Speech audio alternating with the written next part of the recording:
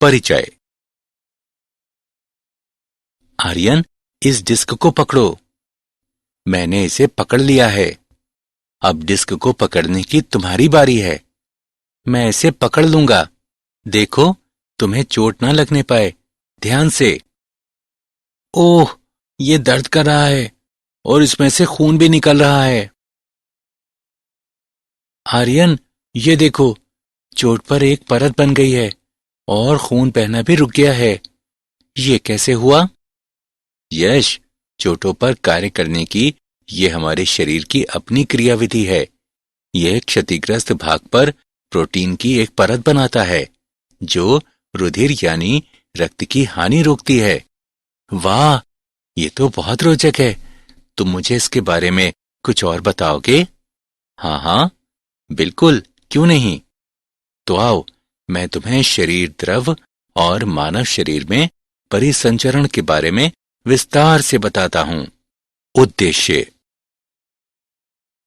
इस पाठ के अंत में आप निम्न करने में सक्षम हो जाएंगे: रुधिर और इसके अवयवों का वर्णन करना, रक्त समूहों की व्याख्या करना, रक्त स्कंदन की व्याख्या करना, लसिका के बारे में जानना, परिसंचरण पथ का वर्णन करना, हृदय चक्र की व्याख्या करना, हृदय निकास को परिभाषित करना, विद्युत हृदय लेख को परिभाषित करना, द्विसंचरण की संक्षिप्त व्याख्या करना, हृदय क्रिया के नियमन की चर्चा करना, परिसंचरण तंत्र की विकृतियों की चर्चा करना। रुधिर। रुधिर अपारदर्शी लाल द्रव है जो स्वतंत्र रूप से बहता है और इसमें उच्च घनत्व तथा जल से अधिक श्यानता होती है। इसमें प्लाज्मा तथा संगठित तत्व होते हैं। प्लाज्मा प्राद्रव्य। प्लाज्मा रुधिर का तरल भाग है। ये 90% जल और लगभग 6 से 8% प्रोटीन वाला जटिल विलयन है। प्लाज्मा में फाइब्रिनोजेन, ग्लोबुलिन और एल्बुमिन प्रोटीन होती है। फाइब्रिनोजेन रक्त का थक्का बनने में सहायता करती है। ग्लोबुलिन शरीर के प्रतिरक्षा तंत्र में शामिल होती है और एल्बुमिन रुधिर में जल का संतुलन बनाए रखने के लिए उत्तरदायी होती है। प्लाज्मा के बिना रुधिर कोशिकाएं पूरे शरीर में भ्रमण नहीं कर सकती। स्पष्ट तरल जो स्कंदन पर रुधिर से पृथक किया जाता है सीरम कहलाता है। संगठित पदार्थ। संगठित तत्वों में इरिथ्रोसाइट, ल्यूकोसाइट और प्लेटलेट्स शामिल हैं। इरिथ्रोसाइट ये लाल रुधिर कोशिकाएं भी कहलाती हैं। ये मानव शरीर में सभी कोशिकाओं के बीच सबसे अधिक होती हैं। लाल रुधिर कोशिकाओं और हीमोग्लोबिन का कार्य फेफड़ों से शरीर के सभी ऊतकों तक ऑक्सीजन ले जाना होता है और ये उपापचय के अपशिष्ट उत्पाद कार्बन डाइऑक्साइड का भी फेफड़ों तक परिवहन करती हैं, जहां ये उत्सर्जित होता है।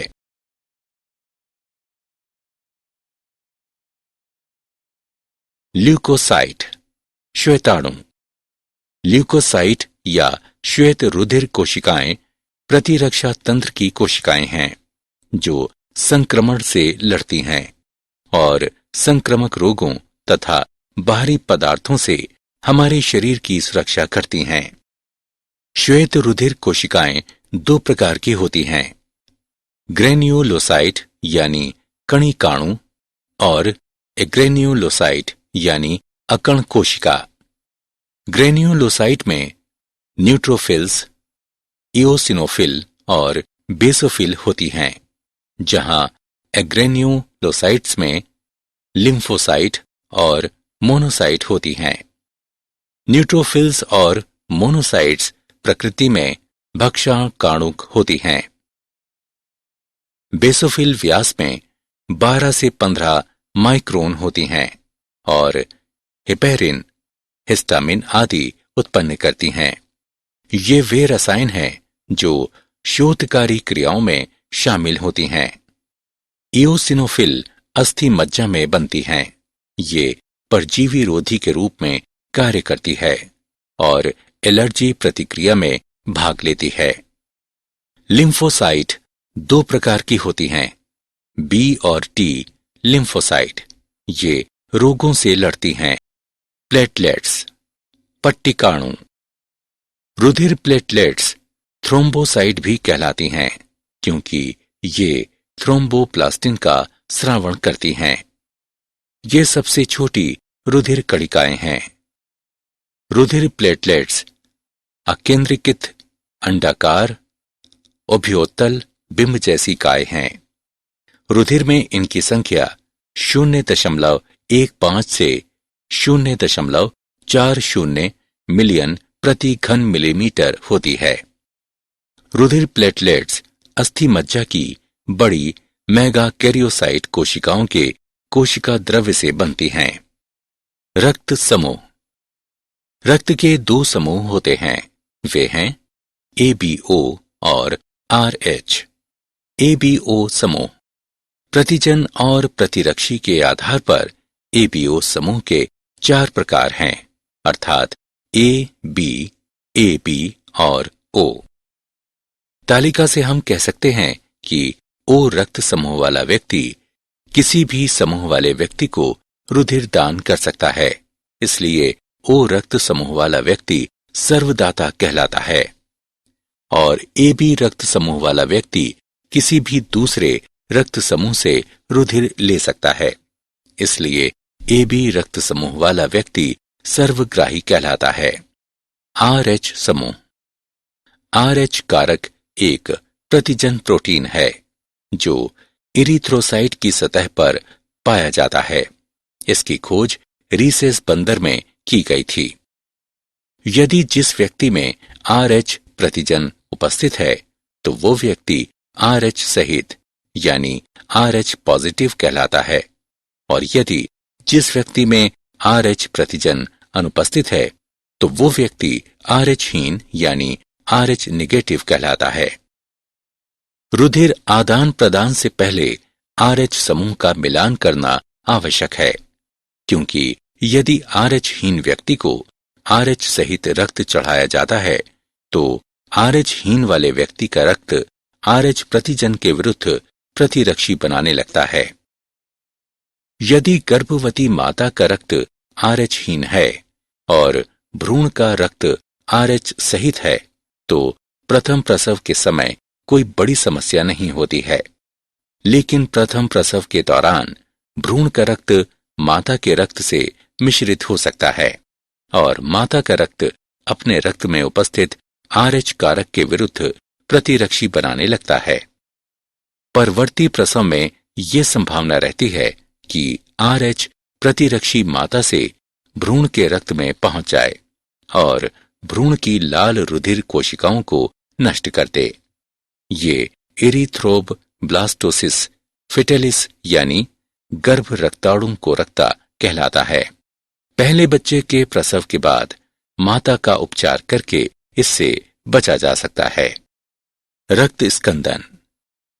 रक्त स्कंदन रक्त के तरल रूप से ठोस रूप में रूपांतरण की प्रक्रिया है। जब रक्त क्षतिग्रस्त रुधिर वाहिका से बाहर आता है तो प्लेटलेट्स एक साथ एकत्र होकर प्लेटलेट्स कारकों को तोड़कर मुक्त कर देती है। प्रोथ्रोम्बिनेज प्लाज्मा की प्रोथ्रोम्बिन को थ्रोम्बिन में बदलने लगता है। एंजाइम थ्रोम्बिन का उपयोग घुलनशील प्रोटीन फाइब्रिनोजेन को अघुलनशील प्रोटीन फाइब्रिन के रूपांतरण को उत्प्रेरित करने के लिए किया जाता है और ये चोट के ऊपर जाल बनाता है। कैल्शियम आयन रक्त स्कंदन के लिए आवश्यक है। लसिका यानी ऊतक द्रव्य। लसिका एक द्रव संयोजी ऊतक है। ये रंगहीन, पारदर्शी और प्रकृति में क्षारीय है, जो कोशिकाओं और ऊतकों के बीच उपस्थित होता है। ऊतक की कोशिकाओं के बीच रिक्त स्थान में उपस्थित द्रव ऊतक द्रव या अंतराली द्रव कहलाता है। परिसंचरण पथ। परिसंचरण तंत्र दो होते हैं, खुला परिसंचरण तंत्र और बंद परिसंचरण तंत्र। खुला परिसंचरण तंत्र वो तंत्र है जिसमें परिसंचारी द्रव वाहिकाओं में परिरुद्ध नहीं होता है। ये ऑर्थोपोडा और मोलस्का में पाया जाता है। जबकि बंद प्रकार का परिसंचरण तंत्र वो तंत्र है जिसमें परिसंचारी द्रव वाहिकाओं में परिरुद्ध होता है। ये स्तनधारियों में पाया जाता है।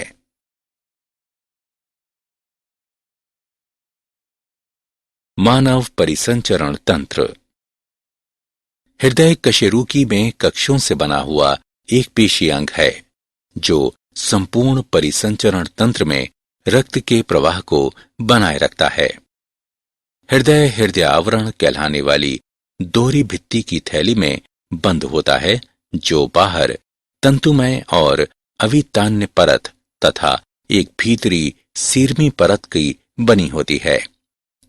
दो परतों के बीच का रिक्त स्थान हृदयावरणी द्रव कहलाने वाले द्रव से भरा होता है और ये हृदय की दीवारों और आसपास के ऊतकों के बीच घर्षण की रोकथाम करता है। मानव हृदय 4 कक्षों का बना होता है, 2 आलिंद और 2 निलय। आलिंद ऊपरी सिरे पर जबकि निलय पश्च सिरे पर स्थित होते हैं। 2 आलिंद एक अंतर आलिंदी पट द्वारा अलग होते हैं जबकि 2 निलय अंतर निलयी पट द्वारा अलग होते हैं। अलिंद और निलय अलिंद निलय पट द्वारा अलग होते हैं। दाएं अलिंद और दाएं निलय के बीच का छिद्र त्रिवलनी कपाट द्वारा घिरा होता है जबकि बाएं अलिंद और बाएं निलय के बीच का छिद्र द्विवलनी या मिट्रल कपाट द्वारा घिरा होता है। अलिंद निलय कपाटों के नुकीले सिरे कंडरा रज्जु द्वारा निलय भित्ति से जुड़े होते हैं। हृदय को जाने वाली 2 प्रमुख धमनियां फुफ्फुसीय धमनी और महाधमनी हैं। उनके निकास द्वार अर्धचंद्र कपाटिका से घिरे होते हैं। हृदय की दीवार हृदय पेशियों की बनी होती है। पूरे हृदय में एक विशिष्ट ऊतक को वितरित किया जाता है और नोडल ऊतक कहलाता है। 2 पर्व शिरा अलिंद पर्व और अलिंद निलय पर्व होते हैं। शिरा अलिंद पर्व दाएं अलिंद की ऊपरी दीवार में स्थित होता है। ये हृदय संकुचन का समन्वय करता है और ये हृदय के लिए पेसमेकर के रूप में कार्य करता है। अलिंद निलय पर्व अलिंद निलय पट के निकट दाएं अलिंद में स्थित होता है। अलिंद निलय पर्व से नोडल रेशों का एक बंडल दाएं और बाएं बंडल में विभाजित होता है। उसके बाद ये शाखाएं अपने संबंधित किनारों के निलियों में पुरकिंजे तंतु कहलाने वाले छोटे रेशों में विभक्त हो जाती हैं। दाएं और बाएं बंडलों वाले ये तंतु हिच के बंडल कहलाते हैं। औसतन हृदय चक्र। प्रारंभ में हृदय संयुक्त अनुशिथिलन में होता है जिसका अर्थ है कि चारों कक्ष शिथिल अवस्था में हैं। जब त्रिवलनी और द्विवलनी कपाट खुले होते हैं तो रक्त फुफ्फुसीय शिराओं और महाशिरा से क्रमशः बाएं और दाएं अलिंद से होते हुए बाएं तथा दाएं निलय में प्रवाहित होता है। इस अवस्था में अर्धचंद्र कपाटिका बंद रहती हैं। अब शिरा अलिंद पर्व यानी SAN एक क्रिया विभव पैदा करता है जो संकुचन के लिए दोनों अलिंद को एक साथ प्रेरित करता है। ये अलिंद प्राकुंचन कहलाता है। इसके कारण रक्त का प्रवाह निलय में बढ़ जाता है। अब क्रिया विभव का संचालन अलिंद निलय बंडल के द्वारा होता है और उसके बाद निलय की ओर हिच के बंडल द्वारा होता है जिसके कारण निलय पेशियां संकुचित हो जाती हैं और अलिंद विश्राम अवस्था में होता है। निलयों के संकुचन के कारण निलयी दाब बढ़ जाता है, ताकि रुधिर के विपरीत प्रवाह को रोकने के लिए त्रिवलनी और द्विवलनी कपाट बंद हो जाएं। दाब में वृद्धि होने के साथ साथ अर्धचंद्र कपटिकाएं खुल जाती हैं, जिससे रक्त निलियों से फुफ्फुसीय धमनी और महाधमनी से होता हुआ रुधिर वाहिकाओं में प्रवाहित होता है। निलयी दाब कम हो जाता है, जिसके कारण निलय विश्राम अवस्था में आ जाते हैं और जिससे अर्धचंद्र कपाटिका बंद हो जाती है तथा त्रिवलनी एवं द्विवलनी कपाट खुल जाते हैं और हृदय एक बार पुनः संयुक्त अनुशिथिलन अवस्था में आ जाता है। हृदय स्पंदन में अनुक्रमिक घटनाएं हृदय चक्र कहलाती हैं। हृदय निकास दिए गए समय में प्रत्येक निलय द्वारा पंप किए गए रक्त की मात्रा हृदय निकास कहलाती है। स्ट्रोक आयतन इसे प्रत्येक विस्पंद में प्रत्येक निलय द्वारा पंप की गई रुधिर की मात्रा के रूप में मापा जाता है। इसका सामान्य मान 70 मिलीलीटर है। स्ट्रोक आयतन और हृदय दर का गुणनफल अल्प आयतन कहलाता है। इसका सामान्य मान है 70 मिलीलीटर गुणा 72 बराबर 5 लीटर लगभग। प्रत्येक हृदय चक्र के दौरान हृदय 2 ध्वनियां उत्पन्न करता है, जिसमें पहली ध्वनि लब है, जो त्रिवलनी और द्विवलनी कपाट के बंद होने से उत्पन्न होती है, और दूसरी ध्वनि डब है, जो अर्धचंद्र कपाटिका के बंद होने के कारण उत्पन्न होती है।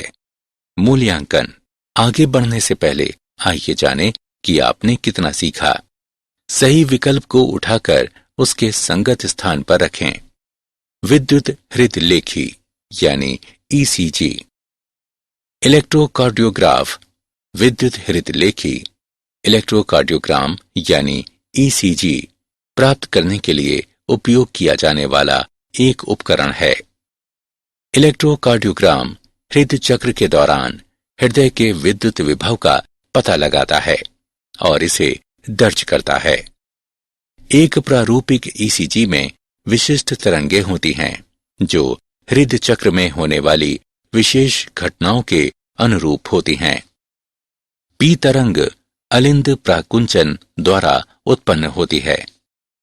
QRS तरंग निलय प्राकुंचन द्वारा उत्पन्न होती हैं। टी तरंग निलय अनुशिथिलन के साथ मेल खाती है। हृदय दर की गणना एक पी तरंग और अगली तरंग के बीच अंतराल से की जा सकती है। द्विसंचरण द्विसंचरण में रक्त हृदय से होकर 2 बार बहता है। फुफ्फुस संचरण में रक्त हृदय और फेफड़ों के बीच पहुंचाया जाता है, जबकि क्रमबद्ध परिसंचरण रक्त को हृदय और शरीर के अन्य भागों के बीच ले जाता है। प्रत्येक अंग में एक प्रमुख धमनी होती है, जो इसे रक्त की आपूर्ति करती है, और लगभग एक प्रमुख शिरा होती है, जो रक्त को पुनः हृदय तक ले जाती है। अमाशय और छोटी आंत्र 2 अपवाद हैं। इन अंगों से रक्त यकृत निवाहिका शिरा द्वारा यकृत तक ले जाया जाता है, जहां पचा हुआ भोजन संसाधित होता है।